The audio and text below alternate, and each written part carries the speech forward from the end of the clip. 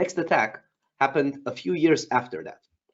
And for the next attack, we have decided to look at a ransomware strain, and not any ransomware strain. We will choose the one that literally impacted almost the entire globe.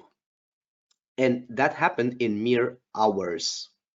And that's why we've chosen it for today's discussion.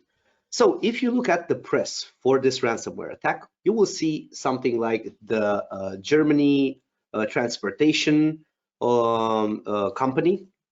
This was on all their panels. You will see the University of Montreal. You will see the giant car manufacturer Renault and Nissan that shut down 5 of their plants. You would see NHS, which is the UK's health system. Literally, they had a loss of 92 million pounds in this process. And if you do want to Google this attack, of course, it has its own Wikipedia page, but this attack literally has the most Google searches in the history of cyber attacks. And that's why it made it on our list today. Now, let's see.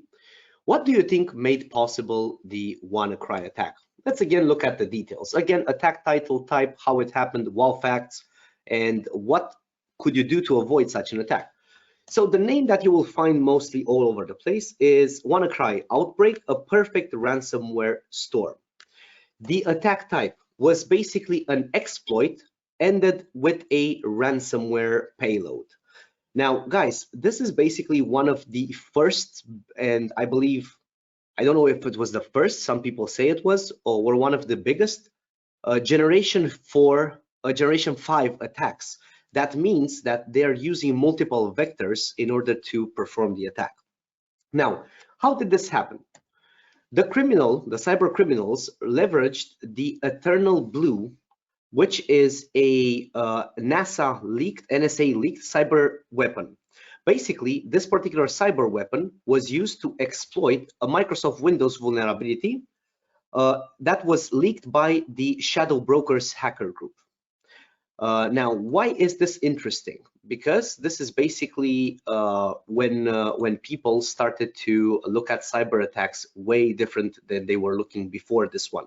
This one basically allowed everybody to start looking at this as a long-term business, not as a single attack here and there. Now, what's actually wow about this particular attack? This particular attack had a global spread that happened in mere hours by leveraging this particular exploit and the most simple programming that you can find out there to hunt the entire globe for internet-facing servers that weren't patched. And this leads me to the next type of, the next wow fact that I want you to see. So I'll show you these 4 months over here. And I believe that some of you guys might already know why I'm showing you these particular months. So in January, the US CERT, which is an organization that was founded back in the day when the Morris worm messed up everybody's computers, US CERT issued the warning that this particular vulnerability is very dangerous. Then Microsoft in March released the patch for this, and of course issued a lot of warnings that this is a mandatory patch. It's very dangerous. Then in April, the Shadow Brokers, that hacker group that we've just mentioned, releases Eternal Blue on the dark web for attackers to start leveraging it. So in May 2017, WannaCry Outbreak happens, right? But guys, let's look at this time frame. January, notification from US CERT, which is something very important. Everybody takes it very serious. March, of course, with a bit of delay, Microsoft finally manages to release the patch.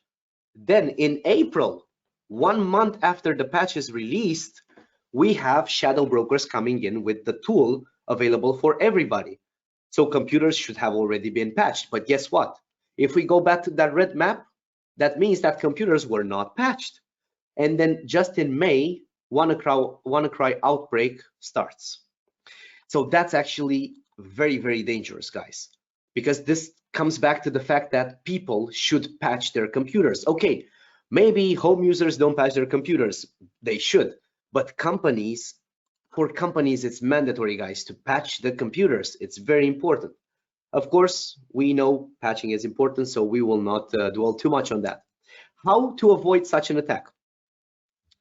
Okay, we have patching policies. Of course, automated patching should be included, but you can also do manual, right? For example, with Heimdal patching, you can do both manual and automated. And we also have encryption protection tools. So guys, even if you didn't patch, if you have a tool that protects you from the encryption, you can have, I don't know, 1, 2, 3, 4, 5 files encrypted, but then the tool picks up and it stops that particular thing. So these type of two tools were necessary to avoid such an item. And we have a question, actually a note. I'm going to read it out loud from one of the audience members. As I know, the MS update against WannaCry wasn't included in the auto upgrade by Microsoft. And you are actually totally correct, because basically this one was for servers. Now, in this particular scenario, the attackers found both servers and computers that were available. So that's why they didn't put it as an automated upgrade. So guys, that's why it's important when you look at your tools, and thank you for this note, Julia, it's very, very good as a note, and you're spot on with this one. Guys, when you do your patching, make sure you include what you want to happen in that particular patching. And even outside of that, make sure you always have an eye on the Microsoft release notes, mostly towards Patching Tuesday, right? That interval when they push out the majority of their patches.